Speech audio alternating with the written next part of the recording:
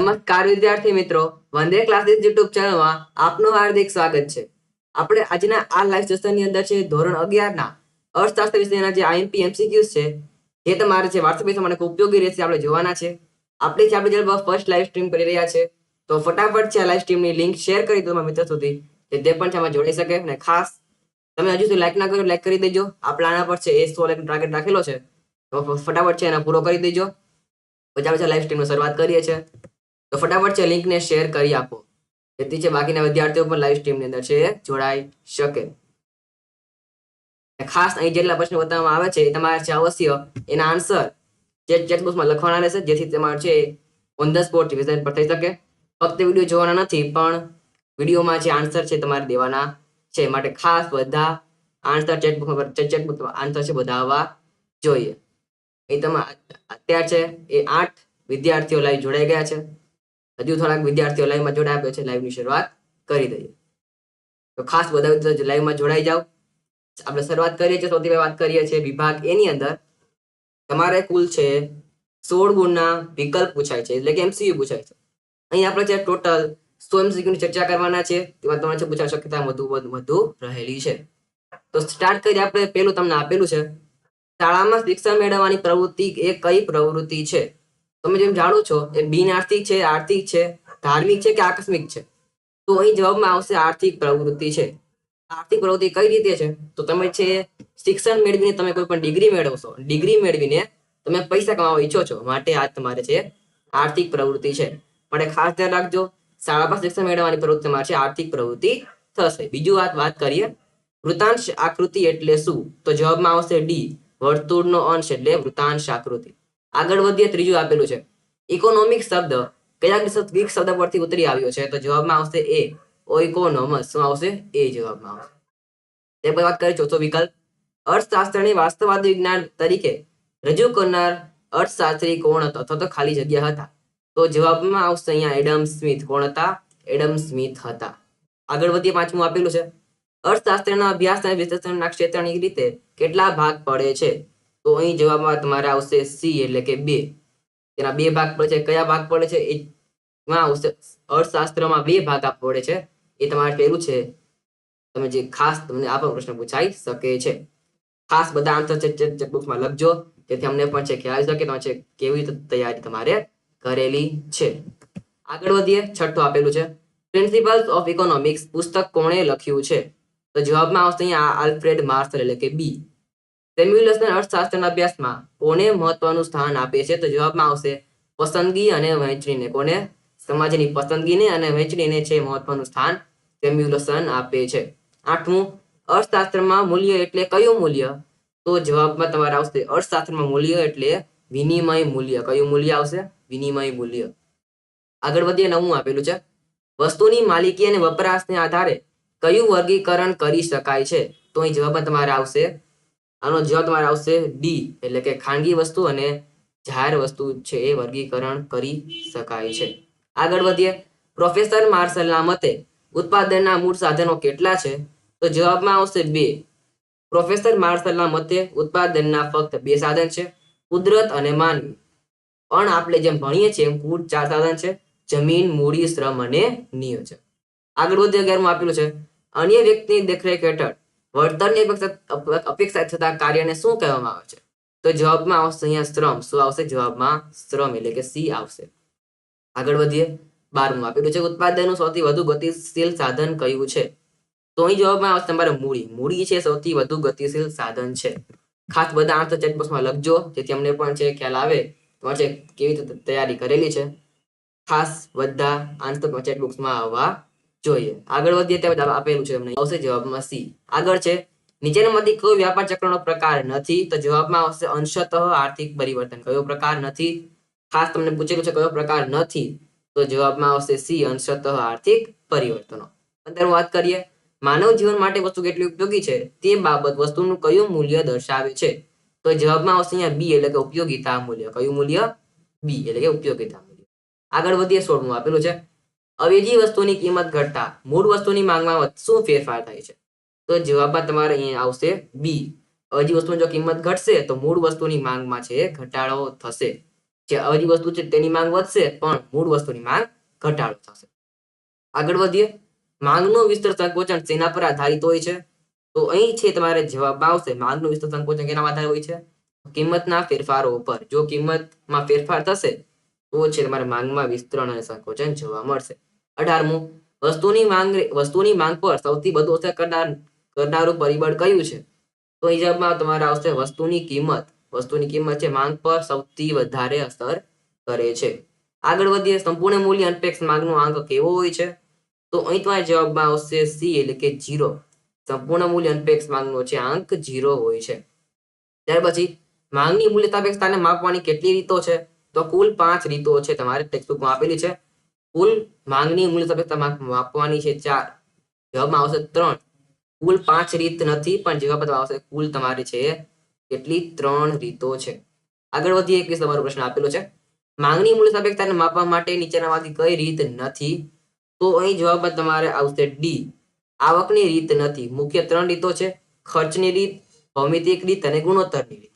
પણ તમને આપેલી છે આવકની રીત એ તમારે છે માંગની મૂલ્ય સાપેક્ષતા માપવાની રીત નથી.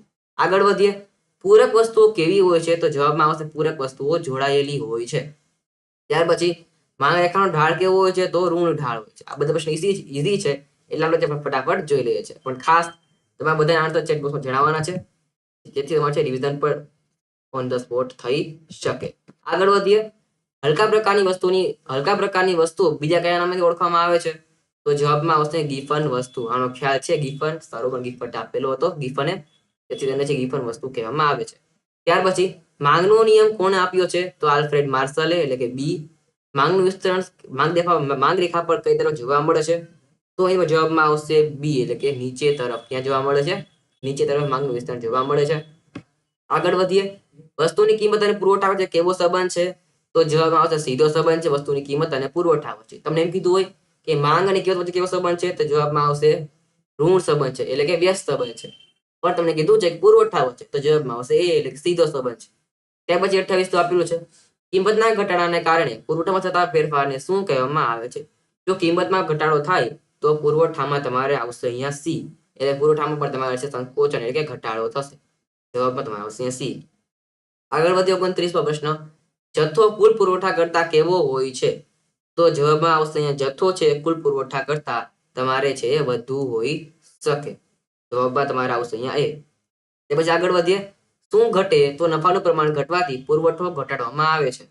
તો જવાબમાં તમારે આવશે અહીંયા સી. જો કિંમત ઘટે તો નફાનું પ્રમાણ છે ઘટી જાય છે અને પુરવઠો પણ છે વેપારી ઘટાડી આપે છે.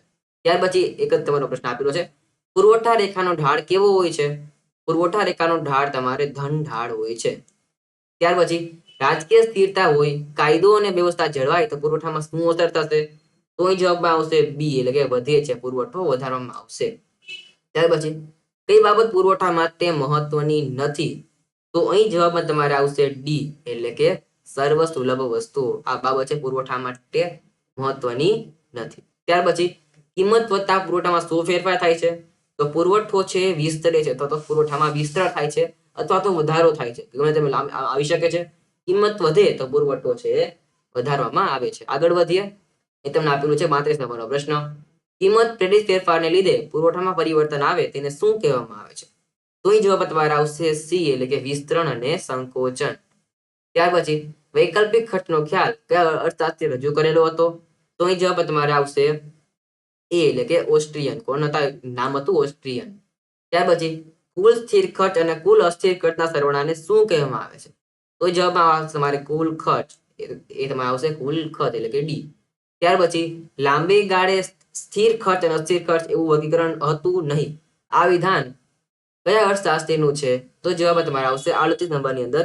જવાબ તમારે આવશે સી પ્રોફેસર બેનહામ. ત્યાર પછી સરેરાશ ખર્ચની રેખાનો આકાર કેવો હોય છે? તો જવાબમાં તમારે આવશે અહીંયા બી એટલે કે યુ આકારનો. એવો આકાર હોય છે યુ આકારનો.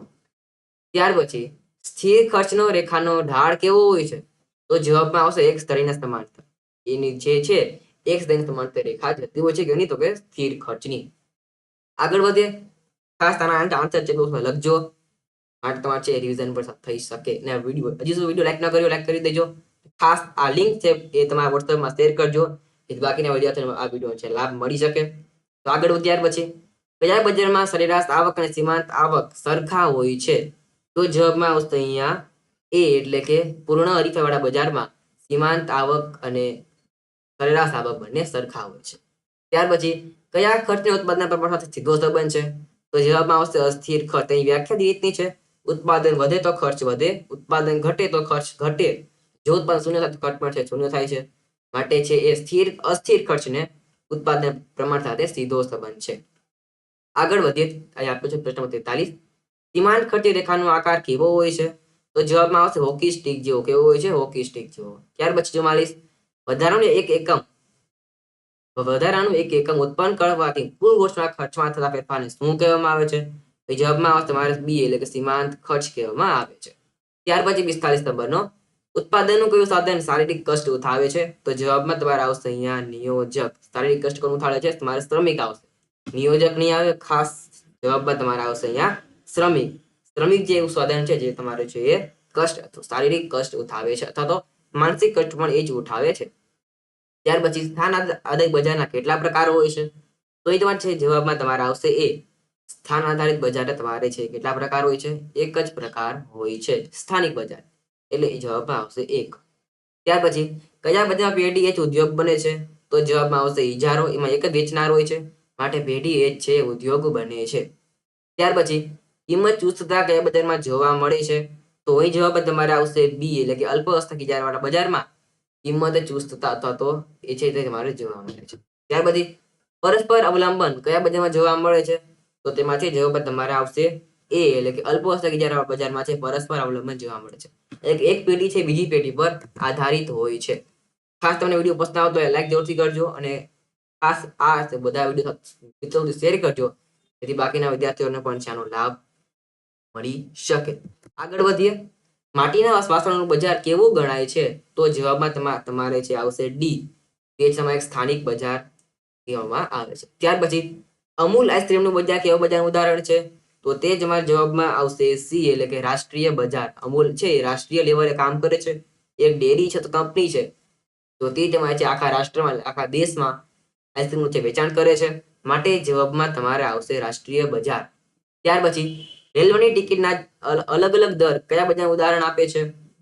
તો અહીં તમારે છે જવાબમાં આવશે ડી, એટલે કે ઇજારો. આ તમારે છે આપે રેલવે, એનો તમારે છે અહીંયા ઇજારો છે. ત્યાર પછી ખાંચાવાળી માંગ રેખા કયા બજારમાં શક્ય છે? તો જવાબમાં તમારે ડી, એટલે કે અલ્પ હસ્તક ઇજારા બજારમાં છે ખાંચાવાળી માંગ રેખા શક્ય બને છે. ત્યાર પછી સમાન ગુણી વસ્તુઓ કયા બજારનું લક્ષણ છે? તો જવાબમાં તમારે આવશે અહીંયા એ, એટલે કે પૂર્ણ હરીફાઈવાળા બજારમાં છે લક્ષણ છે કયું? તો કે સમાન ગુણી વસ્તુઓ. ત્યાર પછી કયા બજારમાં પેઢીઓનો પ્રવેશ બંધ હોય છે? તો જવાબમાં આવશે ઇજારો. ઇજારામાં છે ફક્ત એક જ પેઢી હોય છે, માટે અન્ય પેઢીના પ્રવેશવાની કોઈ છૂટછાટ મળતી નથી, માટે ઇજારાવાળા બજારમાં પેઢીઓનો પ્રવેશ બંધ હોય છે. ત્યાર પછી ભારતમાં જાહેર બાંધકામ ખાતે શરૂઆત કે રચના ક્યારે થઈ હતી? તો જવાબમાં તમારે આવશે 1855માં, એટલે કે ડી. ક્યાં થઈ હતી? એટલે 1855માં શરૂઆત થઈ હતી. આગળ વધીએ. ભારતમાં ખાનગી ક્ષેત્રમાં બેંકની શરૂઆત ક્યાં થઈ હતી, અથવા કયા વર્ષમાં થઈ હતી? તો તમારે જવાબમાં તમારે આવશે, ખાસ આ પ્રશ્ન અગત્યનો તમને આવી શકે છે પ્રશ્ન, તો જવાબ તમારે આવશે અહીંયા બી, 1770માં બેંકની શરૂઆત થઈ હતી. આગળ બ્રિટિશ શાસન દ્વારા ભારતમાં થયેલ મૂડીરોકાણની દિશા કેવી હતી? તો જવાબમાં આવશે અહીંયા શું આન્સર આવશે? સી, બ્રિટન તરફી. હા, તમને જેટલા આન્સર આવડતા હોય એ જો ચેટ બોક્સમાં લખજો. આગળ વધીએ. 59 પ્રશ્ન આપેલો છે. માનવ વિકાસ અહેવાલ 2014 પ્રમાણે નીચેનામાંથી કયા દેશની માથાદીઠ આવક સૌથી ઓછી હતી? તમને કીધું સૌથી ઓછી કોની હતી? તો જવાબમાં તમારે છે અહીંયા આવશે એ, એટલે કે બાંગ્લાદેશની આવક સૌથી ઓછી હતી. ક્યારે? તો કે 2014ના માનવ વિકાસ અહેવાલ મુજબ. આની રચના કોણ કરે છે? તો જવાબમાં આવશે સંયુક્ત રાષ્ટ્ર સંઘ. તમને આ પણ આવી શકે છે. ત્યાર પછી 2011ની વસ્તી ગણતરી પ્રમાણે ભારતની વસ્તી કેટલી હતી? તો અહીં તમારે જવાબમાં આવશે 121.2 કરોડ અથવા તો 121.02 કરોડ. તમે જે પણ આપેલું તમે લખી શકો છો. આગળ વધીએ. માનવ વિકાસ અહેવાલની રચના કોણ કરે? જો આવી ગયું, મેં તમને કીધું હતું કે માનવ વિકાસ અહેવાલની રચના કોણ કરે છે? તો જવાબમાં આવશે સંયુક્ત રાષ્ટ્ર સંઘ. ત્યાર પછી ભારતના ખેતી ક્ષેત્રથી 2011માં કેટલા ટકા લોકો રોજગારી મળતી હતી? તો જવાબમાં આવશે 49%. કેટલા? 49%. ત્યાર પછી ઈસવીસન 2011ની વસ્તી ગણતરી મુજબ ભારતમાં કેટલા ટકા લોકો શિક્ષિત છે? તો જવાબમાં આવશે 73%. ત્યાર પછી 2011-12 ભારતની વસ્તી કેટલા ટકા ગરીબ હતી? તો જવાબમાં આવશે 22% વસ્તી છે એ તમારે ગરીબ હતી. ત્યાર પછી નીચેનામાંથી કઈ સગવડ પાયાની સગવડ નથી? તો જવાબમાં આવશે અહીંયા આયાત નિકાસ. એ પાયાની સગવડ નથી. જરૂરી છે પણ પાયાની સગવડ નથી. જે શિક્ષણ, વાહન વ્યવહાર નીચે પાયાની જરૂરિયાત છે, એ જરૂરી જ છે જીવન જીવવા માટે, પણ આયાત નિકાસ એ બહુ જરૂરી નથી. આગળ, ભારતીય રેલવે વિશ્વમાં કયા નંબરનું સૌથી મોટું નેટવર્ક છે? તો જવાબમાં આવશે ચોથા નંબરનું. કયું છે? ચોથા નંબર સૌથી મહત્વનું એટલે કે નેટવર્ક છે. તો આગળ વધીએ ત્યાર પછી ભારતમાં આર્થિક કાયદાઓ કયા 2 વર્ષે બદલાવવામાં આવ્યા હતા? તો કયા વર્ષે બદલાવવામાં આવ્યા? તો જવાબ શું આવશે તમારે અહીંયા? જવાબમાં આવશે ડી એટલે કે 1991 છે કાયદાઓ બદલાવવામાં આવ્યા. ત્યાર પછી 31 માર્ચ 1951 ભારત રાજ્યમાં રાજ્ય ઉદ્યોગ કેટલા હતા? તો અહીં જવાબમાં તમારે આવશે એ એટલે કે 5 હતા. ત્યાર પછી ભારતમાં ફેમાનો કાયદો ક્યારે અમલમાં આવ્યો? તો જવાબમાં આવશે 1999. ત્યાર પછી ભારતમાં એમઆરપી એક્ટ ક્યારે અમલમાં આવ્યો? તેમાં જવાબમાં તમારે આવશે એ 1969. ભારત WTO સભ્ય ક્યારે બન્યું હતું? તો તમારા જવાબમાં આવશે સી એટલે કે 1995 સાલની અંદર ભારત વિશ્વ વ્યાપાર સંગઠનનું સભ્ય પદ બન્યું હતું. ખાસ ફરીથી અપાવી દઉં કે વિડીયો લાઈક જરૂરથી કરી દેજો, જે તમને આપણી ચેનલ પર ઉપયોગી મટીરિયલ તમને મળતા રહેશે. આપણે હજુ પણ આવા ઘણા બધા લાઈવ સ્ટ્રીમ કરવાના છે, માટે બધા લાઈવ જરૂરથી જોઈન કરજો, જરૂરથી અટેન્ડ કરજો, તમને ખાસ જરૂરથી ફાયદો થવાનો છે. આગળ વધી ત્યાર પછી નીચેનામાંથી કયો ઉદ્યોગ જાહેર ક્ષેત્ર માટે હવે અનામત છે? તો જવાબમાં આવશે રેલવે. રેલવે છે હજુ સુધી સરકાર હસ્તક અનામત છે, એટલે કે જાહેર ક્ષેત્ર માટે અનામત છે. બાકી બધાનું છે અત્યારે ખાનગીકરણ કરી દેવામાં આવ્યું છે. ત્યાર પછી આયાત થતી વસ્તુ જેવી વસ્તુનું ઉત્પાદન દેશના કરવામાં આવે તેને શું કહેવામાં આવે છે? તો જવાબમાં આવશે આયાત અવેજીકરણ. શું કહેવામાં આવે છે? આયાત અવેજીકરણ કેને કહેવામાં આવે છે. ત્યાર પછી 74 નંબરનું છે જાહેર ક્ષેત્રના કેટલા ટકાથી વધારે શેર વેચાય તો મોટા પાયાનું વિમુદ્રીકરણ કહેવામાં આવે છે? તો જવાબમાં અહીંયા આવશે એ એટલે કે 51% વધારે શેર વેચાય કેટલા? 51%. તો તેના માટે મોટા પાયાનું વિમુદ્રીકરણ કહેવાય. ત્યાર પછી પ્રોફેસર માર્શલના મતે આપેલી રાષ્ટ્રીય આવકની વ્યાખ્યા તેના પર આધારિત છે? તો જવાબમાં તમારે અહીંયા આવશે એ એટલે કે ઉત્પાદન આધારિત છે વ્યાખ્યા પ્રોફેસર આલ્ફ્રેડ માર્શલે આપેલી હતી. આગળ વધીએ ત્યાર પછી 76 નંબરનું આપેલું છે અહીંયા પ્રશ્ન, કુલ આંતરિક પેદાશનું બીજું નામ શું છે? શું કીધું છે? કુલ આંતરિક પેદાશનું બીજું નામ શું છે? તો જવાબમાં આવશે કુલ ઘરેલું ઉત્પાદન અથવા તો જીડીપી, ગ્રોસ ડોમેસ્ટિક પ્રોડક્ટ, એટલે કે કુલ આંતરિક પેદાશ અથવા તો કુલ ઘરેલું પેદાશ. ત્યાર પછી દેશની પ્રગતિનો સાચો માપદંડ નીચેનામાંથી કયો છે? તો જવાબમાં અહીં તમારે આવશે ડી, માથાદીઠ આવક છે અથવા તો પર કેપિટા ઇન્કમ, એ તમારા દેશની પ્રગતિનો સાચો માપદંડ છે. ત્યાર પછી વાસ્તવિક રાષ્ટ્રીય આવક કયા ભાવે ગણવામાં આવે છે? તો જવાબમાં આવશે અહીંયા ચાલુ ભાવે. કયા ભાવે? ચાલુ ભાવે રાષ્ટ્રીય આવક છે તમારે ગણવામાં આવે. ત્યાર પછી નીચેનામાંથી કઈ રાષ્ટ્રીય આવકમાં ગણાશે? નીચેનામાંથી કઈ આવક રાષ્ટ્રીય આવકમાં ગણાશે? તો જવાબમાં તમારે અહીંયા આવશે સી એટલે કે પુસ્તકના કોપીરાઇટની આવક છે એ રાષ્ટ્રીય આવકની અંદર ગણવામાં આવશે.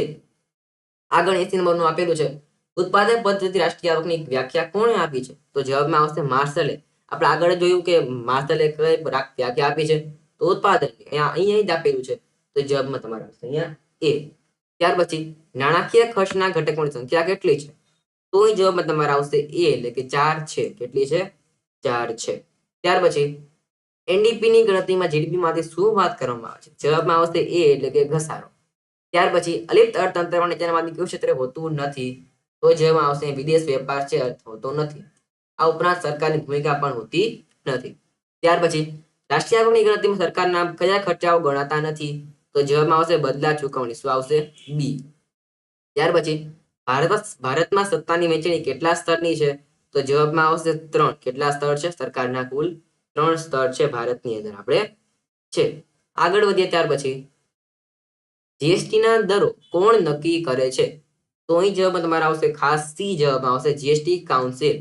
ઘણા લોકોને એમ લાગશે કે આરબીઆઈ નક્કી કરે એ પણ નહીં આવે, જીએસટી બોર્ડ પણ નહીં આવે, નાણાં ખાતું પણ નહીં આવે, પણ જવાબમાં આવશે સી એટલે કે જીએસટી કાઉન્સિલ. એના જે અધ્યક્ષ હોય છે નાણામંત્રી, એ છે તેનું સંચાલન કરતા હોય છે. ત્યાર પછી કયું અંદાજપત્ર નાણાકીય સ્થિરતા દર્શાવે છે? તો જવાબમાં તમારે આવશે અહીંયા એ સમતોલ અંદાજપત્ર નાણાકીય સ્થિરતા દર્શાવે છે. ત્યાર પછી ખાધોળું અંદાજપત્ર કયા પ્રકારનું અંદાજપત્ર ગણવામાં આવે છે? તો તમારા જવાબમાં આવશે અહીંયા બી અસમતોલ અંદાજપત્ર. ત્યાર પછી ફુગાવાના સમયમાં કેવા પ્રકારનું અંદાજપત્ર અનુકૂળ રહે છે? તો જવાબમાં તમારા આવશે અહીંયા સી, એટલે કે પુરાંત વાળું અંદાજપત્ર છે એ વધુ અનુકૂળ રહે છે. એટલે કે જેમાં આવક વધારે હોય, નફો ઓછો હોય, આવક વધારે હોય અને ખર્ચ ઓછો હોય એટલે કહેવાય પુરાંત વાળું. જ્યારે ફુગાવો હોય ત્યારે છે સરકારને ખર્ચા ઓછા કરવા પડે છે, એટલે આવક વધારવાની હોય એટલે પુરાંત વાળું અંદાજપત્ર અનુકૂળ રહે છે. ત્યાર પછી રાજ્યના વેરામાંથી કયો કર એટલે જીએસટી વસતમાંથી આવરી લેવાયો નથી? તો અહીં જવાબ તમારે આવશે સી, એટલે કે વ્યવસાય કર છે આવરી લેવામાં આવેલો નથી. ત્યાર પછી ભારતના બંધારણમાં કેટલા સ્તરની સરકારનો ઉલ્લેખ કરવામાં આવે છે? તો જવાબમાં આવશે અહીંયા ત્રિસ્તરીય સરકાર. ત્યાર પછી પંચાયત એટલે શું? આ પ્રશ્ન મોસ્ટ ઇમ્પોર્ટન્ટ સૌથી પૂછાઈ શકે છે. પંચાયત એટલે શું? જવાબમાં આવશે 5 વ્યક્તિની સભા. કેટલા વ્યક્તિની? 5 વ્યક્તિની સભા એટલે પંચાયત. આગળ વધીએ. શિક્ષણ એ કોની જવાબદારી છે? તો શિક્ષણ છે તમારે બી, એટલે કે રાજ્ય સરકારની જવાબદારી. કોની છે? રાજ્ય સરકારની જવાબદારી છે. ત્યાર પછી નીચેનામાંથી કયા કરવેરાનો સમાવેશ જીએસટીમાં થતો નથી? તો જવાબમાં તમારે છે આવશે અહીંયા એ, એટલે કે આવક વેરાનો સમાવેશ જીએસટીમાં તમારે થતો નથી. આગળ ફુગાવા સમયે સરકાર પોતાનો ખર્ચ કેવો રાખે છે? તો ફુગાવા સમયે સરકાર તેનો ખર્ચ ઘટાડે છે અને આવક વધારે છે. તમને કીધું હોય કે આવક શું કરે છે? તો આવક વધારે છે અને ખર્ચ ઘટાડે છે. ત્યાર પછી વિશ્વ મહામંદી સમયે ખર્ચ, આવક અને રોજગારી અંગે આર્થિક વિચાર રજૂ કરનાર કોણ હતા?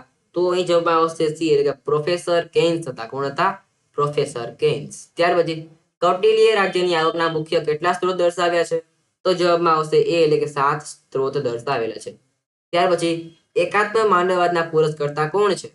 તો ગાંધીજીએ નહીં, પણ જવાબમાં આવશે પંડિત દીનદયાળ. એકાત્મ માનવવાદનો સિદ્ધાંત છે ગાંધીજીએ નહોતો આપેલો, પણ કોણ આપેલો હતો? પંડિત દીનદયાળે આપેલો હતો. તેનું પૂરું નામ શું છે? પંડિત દીનદયાળ ઉપાધ્યાય. ત્યાર પછી અનટુ ધ લાસ્ટ પુસ્તકના લેખક કોણ છે? આ પ્રશ્ન મોસ્ટ ઇમ્પોર્ટન્ટ છે. જવાબમાં આવશે રસ્કિન. કોણ છે લેખક? અનટુ ધ લાસ્ટ પુસ્તકના લેખક રસ્કિન છે. ત્યાર પછી ટ્રસ્ટીશિપનો સિદ્ધાંત કોણે રજૂ કર્યો હતો, અથવા તો વાલીપણનો સિદ્ધાંત કોણે રજૂ કર્યો હતો? તો જવાબમાં આવશે ગાંધીજી. કોણે રજૂ કર્યો હતો? ગાંધીજીએ જે સિદ્ધાંત રજૂ કર્યો હતો. તો અહીં આપણે છે બધા MCQ જોયા છે. ટોટલ 16 MCQ જોયા છે. કેટલા જોયા છે? 16 જોયા છે. ખાસ તમને ઉપયોગી રહેવાના હશે. એ તો એટલા બધા લીધેલા છે. તો ખાસ તમને વિડીયો પસંદ લાઈક જરૂરથી કરજો, અને ખાસ આપણી ચેનલના સોશિયલ મીડિયા જેવા કે WhatsApp group, WhatsApp channel, Instagram ને બધું ખાસ ફોલો કરજો. તમને ત્યાંથી ઉપયોગી લિંક્સ મળતા હોય છે, માટે ખાસ એમાં ફોલો કરી લેજો.